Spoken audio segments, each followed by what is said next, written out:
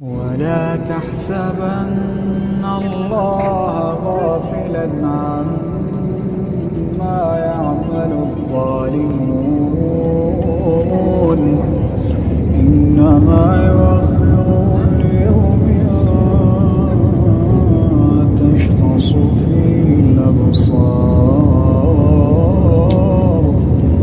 مهطعين مقنعي رؤوسهم لا يرتد إليهم طرفهم وأفئدتهم هواء وأنذر الناس يوم يأتيهم العذاب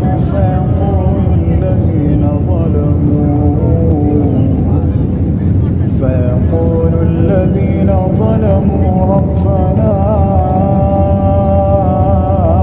أخرنا إلى أجل قريب